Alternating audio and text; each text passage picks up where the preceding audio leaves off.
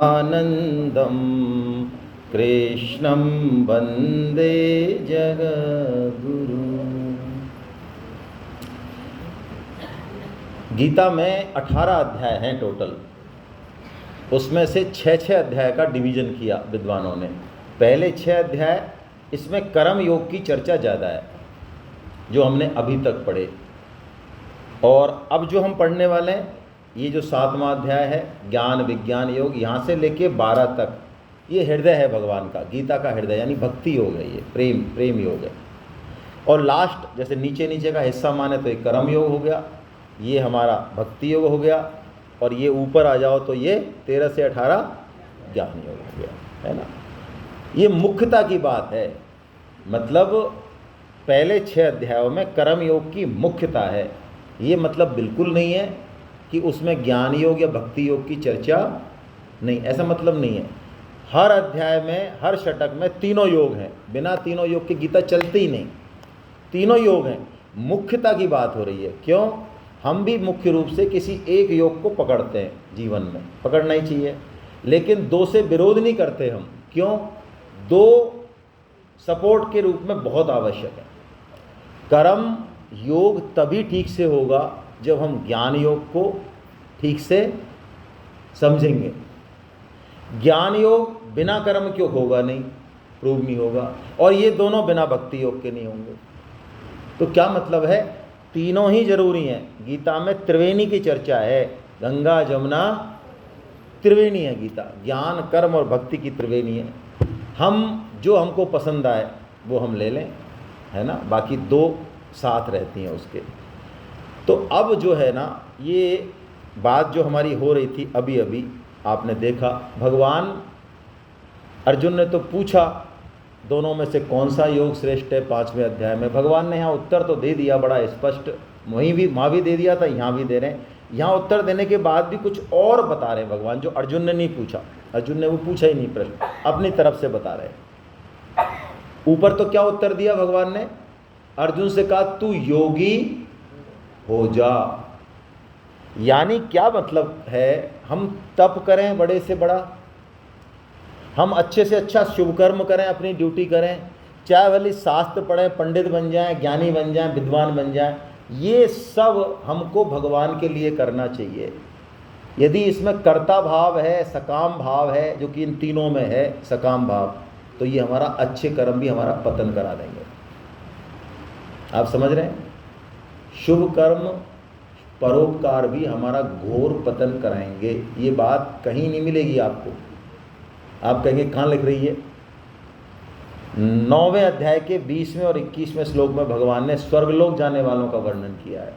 जितने भी शुभ कर्म है वो हमको स्वर्गलोक ले जाएंगे, वहाँ भोग मिलेंगे, वापस लौट के हम यहीं आएंगे और पतन हो जाएगा हमारा। हम चर्चा करेंगे वहाँ पे। लेकिन भगवान हमको सिर्फ योगी नहीं बनाना चाह रहे। योगी बहुत ऊंची चीज़ है, लेकिन भगवान के हम प्यारे पुत्र हैं ना। जैसे हम अपने बच्चे को अपनी औकात से ज़्यादा प्रेम करते हैं, चीज़ें लाते हैं, आजकल तो ज़्यादा ही करते हैं। पहले वाले माता पिता इतने प्रेमी नहीं हुआ करते थे। हाँ, बहुत सारे हुआ करते थे। बिल्कुल एक कारण ये भी है, बिल्कुल सही कह रहे हैं, ये एक कारण ये भी है। आजकल 1 या 2 होते हैं, और कुछ उनके दिमाग में कुंठा चलती रहती कि हमारे पिताजी मम्मी जी ने जो हमको नहीं दिया, जो सुविधाएं, जो ब्रांडेड कपड़े, वो हम अपने सारे बच्चों को, हालांकि उनको नहीं पता कि वो क्या कर रहे हैं अपने बच्चों के साथ। उनको नहीं पता वो अच्छा कर रहे हैं कि बुरा कर रहे हैं, उनको नहीं पता है। वो तो बस अपने पैसे के और उसके अहंकार में है ना। तो चलो वो बेस्ट से बेस्ट देने की कोशिश करते हैं माता पिता। ऐसे ही भगवान भी योगी होने का तो कमांड दे देते हैं। गीता में बहुत कम जगह कमांड है, बहुत कम जगह। गीता में भगवान की जो शैली है वो ये है कि गीता में भगवान अर्जुन को कहते हैं, अर्जुन देख ये चीज़ है ना, इसका प्लस पॉइंट ये है, इसका नेगेटिव ये है, अब तू देख, टेक योर डिसीजन। मैक्सिमम जगह भगवान ने यही रखा है। कहीं कहीं भगवान ने कमांड दिया है। कमांड का मतलब बताया कि तू ये कर, ये कर। तो स्वामी जी कहते हैं जहाँ भी भगवान ने कमांड दिया है उस चीज़ को तुरंत आँख मूंद के मान लेना, बिना दिमाग लगाए। दिमाग लगा दिया तो नहीं पड़ेगी बात। दिमाग तो कोई क्वेश्चन हो, कोई शंका हो तो उसके लिए ठीक है, बाकी भगवान की बात में दिमाग नहीं लगाना है, बिना दिमाग के माननी है, बहुत फ़ायदा होगा। ये दिमाग हमारा पतन करता है। तो भगवान ने कहा तू योगी हो जा, लेकिन अब भगवान बहुत ऊंचा चढ़ा रहे हैं हमको। आगे भगवान ने कहा अर्जुन सुन, लेकिन तू योगी होने से मैं संतुष्ट नहीं हूँ, तू भक्ति योगी हो जा, क्योंकि योगियों में सर्वश्रेष्ठ भक्ति योगी है। तो महाराज भक्ति योगी कैसे बने, उसकी क्या टेक्निक है?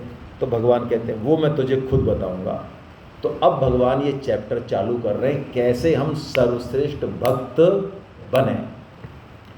देखिए जो नए साधक हैं, हालांकि जो ज्ञानी लोग थे वो तो निकल लिए पहले सेशन के बाद ही। हाँ ऐसा होता है, कई जो होते हैं वो समझते तुम लोग 2 दिन में जो नहीं समझ पाओगे, हमने जूस निकाल के पी लिया, हम गए। हालांकि वो जो करने गए हैं वो भी वो 50 साल से कर ही रहे हैं, लेकिन उसका जूस उनसे नहीं निकल रहा है बटनों से।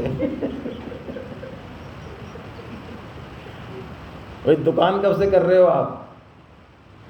नौकरी, भोग, गपशप, चैट मैट, ये कब से कर रहे हो? इनका जूस निकल गया, इनका जूस, भाई साहब हमको गीता का जूस निकाल के दे दो आप। क्यों भाई? अरे बस पढ़ पढ़ा के फेंकें इसको, बीमारी को हटाओ। व्हाट्सएप पे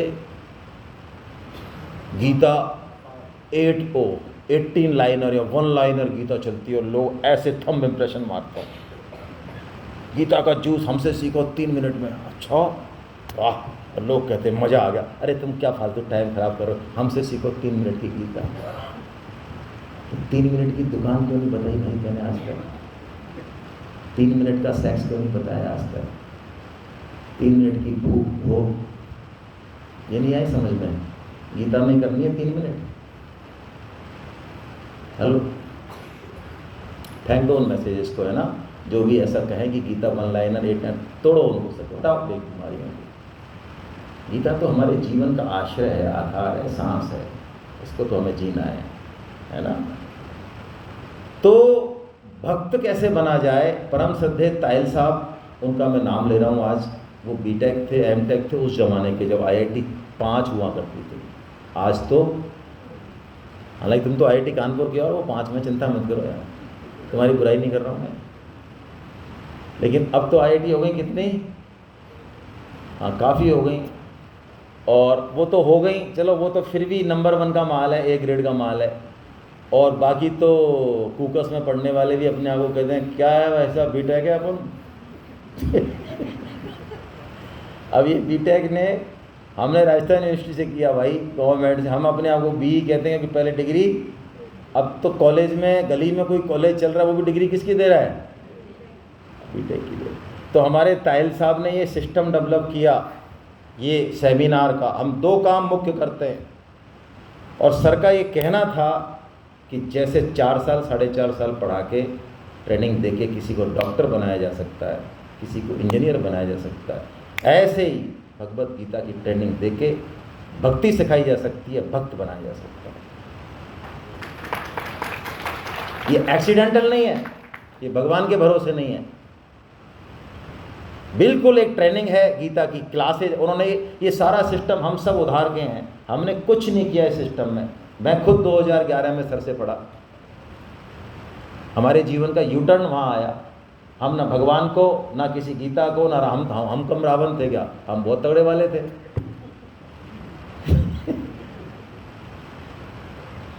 लेकिन गीता का थप्पड़ बहुत तगड़ा होता है भाई, बहुत तगड़ा होता है। अच्छे को सुधारा है इसने। हम तो क्या चीज़ है, मच्छर है मच्छर। हमारे सुभाष मंगल साहब हैं, बहुत ही उस समय के। तो उन्होंने कहा भक्ति की ट्रेनिंग होती है, कोर्स होता है, करिए ज्वाइन, सीखिए चीज़ों को, गीता के वचनों को सीखिए और जीवन में परिवर्तन महसूस कीजिए, भक्त बनिए। ये बाई चांस नहीं है, एक्सीडेंटल नहीं है। तो हम उन्हीं के सिस्टम को ही आगे बढ़ा रहे हैं। तब से हमने कुछ भी नया नहीं किया, हमारे दिमाग ही नहीं आया। सर तो नई नई चीज़ें करते थे। ये सेमिनार का पैटर्न भी सर का ही है। हम 2 काम मुख्यता से करते हैं। एक तो हम गीता की क्लास लगाते हैं, जो हमारा मुख्य काम है, सबसे प्रमुख काम है। क्या करते हैं हम गीता की क्लास में? आपसे एक कमिटमेंट लेते हैं कि आप 10 महीने हमें देंगे। 10 महीने में भी क्या, 2 घंटे देंगे बस। 2 घंटे भी क्या देंगे, साल में मात्र केवल आप 75 घंटे देंगे बस। 7 दिन में 1 दिन आप चुन लें, एक टाइम आप चुन लें, और उसमें गीता की क्लास होगी। उसमें आपको एक एक श्लोक पढ़ाया जाएगा। यहाँ तो हम देखो कैसे कर रहे हैं, जंपिंग कर रहे हैं ना, जंपिंग कर रहे हैं हम यहाँ पे। वहाँ जंपिंग नहीं है, वहाँ पे एक एक श्लोक है बाकायदा। तो आपसे मेरा निवेदन है, जो भी नए साधक हैं, अब मैं फिर वही वर्ड इस्तेमाल कर रहा हूँ, बिना दिमाग लगाए गीता का फॉर्म भरना है। मेरी हाथ जोड़ के निवेदन है आपसे। आपको चाहे समझ में आए चाहे नहीं आए, आप ऐसा मान लें कि 550 रुपये आज जेब में खुरखुरा रहे थे, उनको दे आए हम, ऐसा मान लें। और नीचे लिख दें, भले इस फॉर्म पे लिख दें, ये फॉर्म मैं आपके पास दे रहा हूँ, किसी के मन में मुझे गीता क्लास नहीं करनी है तो नीचे लिख दे 550 रुपये तो जमा कर दे, डिटेल दे, नीचे लिख दे जिंदगी में मैं एक भी क्लास में नहीं आऊँगा, ऐसे लिख दे नीचे। लेकिन फिर भी मेरा निवेदन है कि वो रजिस्ट्रेशन करा ले, और आज ही कराए, अभी कराए। क्यों घर नहीं कराए? इसको घर मत ले जाना भैया ना, ये हमारा 1 रुपये 60 पैसे का फॉर्म है, हम वेस्टेज नहीं करते यहाँ, और नहीं भरना तो लेना भी मत। घर पे माया देवी आपको फॉर्म भरने नहीं देगी। अरे छोड़ो यार, छोड़ो, किससे हैं ये तो? कसमें वादे प्यार मोहब्बत, बातें हैं बातों का क्या। अभी भरो भाई, ऑनलाइन भी भरो तो कोई दिक्कत नहीं है, भर दो। एक तो ये काम गीता क्लास से अवश्य जुड़िए। मैं कह रहा हूँ 40 में से आपने एक क्लास भी अटेंड करी, बहुत है भाई। मैं तो कहता हूँ 40 ही करो आप, लेकिन आपने 1, 2, 5, 10, 20 आधी अधूरी जैसे भी करी, फ़ायदा होगा, नुकसान नहीं होगा आपका, नुकसान नहीं होगा। सब भरें आप, और भरें, ये छोटी बात है, मैं अब बड़ी बात कह रहा हूँ। और ये कोई मैं कमीशन खोरी के चक्कर में नहीं कह रहा हूँ। कम से कम कुछ मन में टारगेट लें जिनसे आप वास्तव में प्रेम करते हैं, जिनको अपना समझते हैं, वास्तव में अपना समझते हैं। तो एक टारगेट लें मन में, 2 का, 4 का, 5 का, फोर्सली उनको जो है बढ़वाएं, आप जिनको अपना समझते हैं। और ये एक सबसे बढ़िया गिफ्ट होगी आपकी, जो जीवन में आपने अब तक दी होगी उनको, चाहे आपका दोस्त हो, रिश्तेदार हो। आपको अपने पद का भी इस्तेमाल करना पड़े, करिए। क्यों? ये असली भला है उनका। मैं एक एग्जाम्पल से अपनी बात स्पष्ट करता हूँ तो आपको समझ में आएगा मैं क्यों कह रहा हूँ ऐसा। मेरा बेटा, फॉर एग्जाम्पल मेरा बेटा जेल में बंद है, ठीक है। आईजी साहब मां राकेश मोहन शर्मा लगे हुए हैं, वो मेरे बैचमेट हैं, है ना, हमने साथ साथ डिग्री किया। तो मैं आईजी साहब से मिल लेता हूँ और उनको मैं व्यवस्था करवा देता हूँ कि घर का टिफ़िन चला जाए बेटे के पास अंदर। जेल का कचरा क्यों खाए? अच्छा जेल में मच्छर बहुत है, मैं ओडोमॉस दे दूँ उसको। अच्छा मैं गद्दा भी पहुँचा दूँ उसको। मतलब मैं लगा हुआ हूँ कि बेटे को हाँ घर जैसी फैसिलिटी कैसे मिले जेल में। लेकिन मैं मूर्ख राज ये सोचता भी नहीं कि बेटे को जेल से बाहर कैसे निकाला जाए। हेलो, बोलिए, मैं बेटे के साथ अच्छा कर रहा हूँ या बुरा कर रहा हूँ? बुरा, डेफिनेटली बुरा। तो दोस्तों, सज्जनों, जरा सोचो हम क्या कर रहे हैं अपने बच्चों के साथ।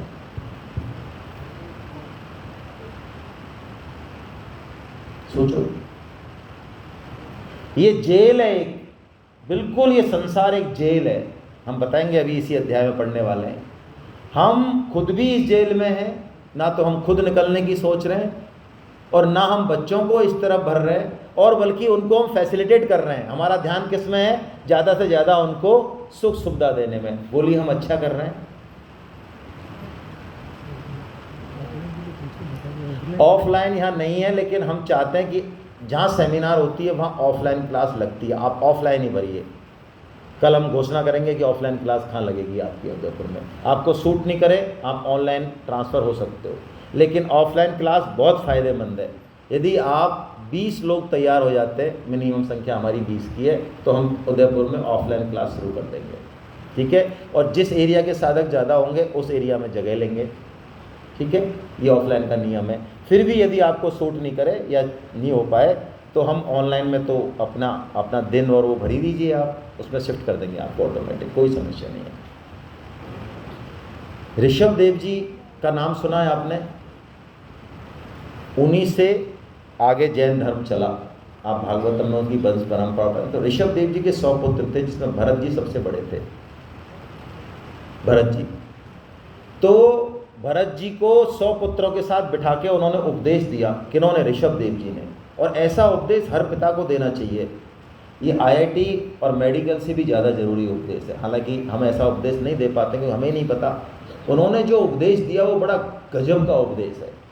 सबसे पहले तो उन्होंने बताया कि ये मनुष्य जन्म मिला क्यों, और उन्होंने ये शादी ब्याह बच्चे पैदा करना और ये सब चीज़ों को उन्होंने बिड़ भुजाम ये ऐसा कहा। आहार, सुअर का नाम लिया उन्होंने, जैसे सुअर मल खाता है ना, ये सारे काम करता है, तो ऐसे ही हमारे काम है। इसके लिए हमको नहीं मिला ये मनुष्य जन्म, सुख दुख के लिए नहीं मिला, तो किसके लिए मिला? और उन्होंने दूसरी बात कही बड़ी जोरदार कि वो पिता नहीं है जो अपने आश्रित पुत्र को भगवान की तरफ न लगाए, वो माता नहीं है, वो भाई नहीं है, वो गुरु नहीं है। गुरु न सस्याद, स्वजनी न सस्याद, जननी न सस्याद, बंधुर न सस्याद। ये श्लोक है वहाँ पे 5वें स्कंद के 5वें अध्याय का 18वां श्लोक है। यानी क्या मतलब है कि यदि हम माता पिता हैं, भाई हैं, तो हमारी प्राइम जिम्मेदारी क्या हो गई कि हम अपने आश्रित को भगवान की तरफ लगाने का प्रयास करें। लगे कि नहीं लगे ये हमारे हाथ में नहीं है।